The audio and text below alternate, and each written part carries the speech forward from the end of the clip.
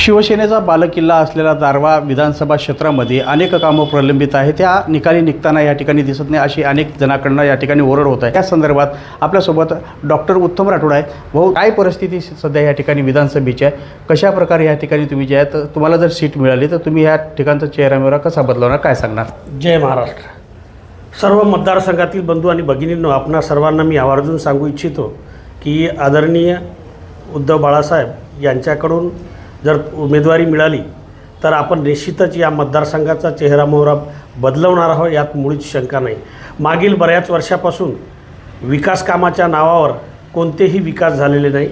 खेडोपाडीसुद्धा मी गावोगावी आज रोजी फिरत आहोत तर पक्के रस्ते नाहीत, स्मशानभूमी नाही आणि दिग्रस्ते यवतमाळ मार्गावरील मार्ग साखरा हा रोडसुद्धा किती दिवसापासून प्रलंबित आहे. रोडची कामे, सडकाची कामे हे आजपर्यंत झालेली नाहीत आणि पीक विमासुद्धा बऱ्याच शेतकऱ्यांचा पीक विमा आज रोजी मिळालेला नाही.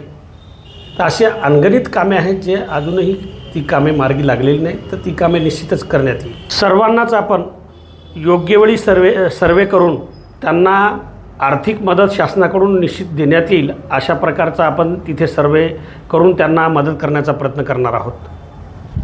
नक्की एकंदरीत पाहिलं तर या ठिकाणी अनेक शेतकऱ्यांच्या समस्या आहे, नागरिकांच्या समस्या आहेत, त्या निकाली निघताना दिसत नाही. मात्र शिवसेना बाळासाहेब ठाकरे यांच्या वतीने जर या ठिकाणी सीट देण्यात आली तर नक्कीच या विधानसभेचा चेहरामोहरा बदलवण्यात येईल असं सुद्धा या ठिकाणी डॉक्टर उत्तम राठोड यांच्याकडनं सांगण्यात येत आहे. खरंच येणाऱ्या दिवसामध्ये आता या ठिकाणी नागरिकांना दिलासा मिळेल का असा सवालसुद्धा यावेळेस उपस्थित केला जात आहे. संजय राठोड, लोकशाही मराठी, दिग्रस यवतमाळ. लोकशाही मराठी, ऐका, पहा, जागरूक रहा.